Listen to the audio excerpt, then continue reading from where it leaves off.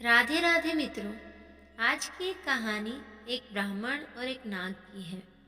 एक नगर में हरिदत्त नाम का एक गरीब ब्राह्मण रहता था। वह वर्षा ऋतु जब होती थी तो कृषि कार्य करता था और कृषि से उत्पन्न अनाज से पैसे कमाकर साल भर अपना जीवन व्यतीत करता था। वर्षा ऋतु को छोड़कर अधिकांश समय वह खाली ही बैठा रहता था। एक दिन गर्मी के मौसम में वह अपने खेत में एक विशाल वृक्ष की छाया में बैठा था। तभी उसकी दृष्टि उस वृक्ष के पास बने एक बिल पर पड़ी। वहां एक सांप फन फैलाए बैठा था। उसे देखकर देवदत्त ने सोचा कि यह मेरे क्षेत्र देवता हैं और मुझे दर्शन देने आए हैं, लेकिन ऐसा लगता है कि वे मुझसे नाराज हैं क्योंकि मैंने कभी उनकी पूजा नहीं की।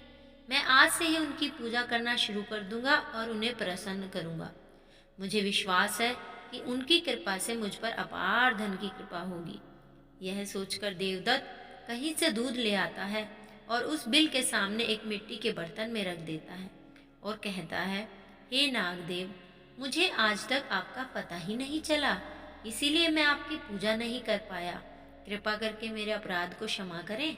अगले दिन जब देवदत्त उस स्थान पर सर्प की पूजा करने पहुंचा तो उसने देखा कि दूध के बर्तन में एक सोने का सिक्का रखा हुआ है। देवदत्त ने मुद्रा को नाग देवता का वरदान समझकर अपने पास रख लिया। उस दिन भी देवदत्त ने नाग देवता की इसी प्रकार पूजा की और दूध रखकर अपने घर लौट आया। अगले दिन सुबह उसे एक और सोने का सिक्का मिला। इस तरह वह रोज पूजा करता था और दूसरे दिन एक सोने का सिक्का उसे मिल जाता था। बहुत दिनों के बाद देवदत्त को अचानक किसी कारणवश दूसरे गांव को जाना पड़ा, लेकिन जाते समय देवदत्त ने अपने पुत्र से उस स्थान पर प्रतिदिन दूध रखने को कहा। पिता की आज्ञा अनुसार उसका पुत्र उस दिन वहां चला गया और दूध रखकर फिर लौट आया। अगले दिन जब लड़का फिर दूध रखने गया तो उसे भी वहां एक सोने का सिक्का मिला। उसने सोने का सिक्का उठाया और सोचने लगा, इस बिल में जरूर सोने के सिक्कों का भंडार होगा। उसके मन में लालच आ गया और वह सोचने लगा कि क्यों न इस बिल को खोदकर सारे सोने के सिक्के निकाल लिए जाएं। लेकिन उसे बिल में रहने वाले सर्प का भय भी तो सता रहा था। वह सांप के बिल से बाहर आने का इंतजार करता रहा और जब सांप दूध पीने के लिए निकला तो उसने सांप के सिर पर डंडा मारा।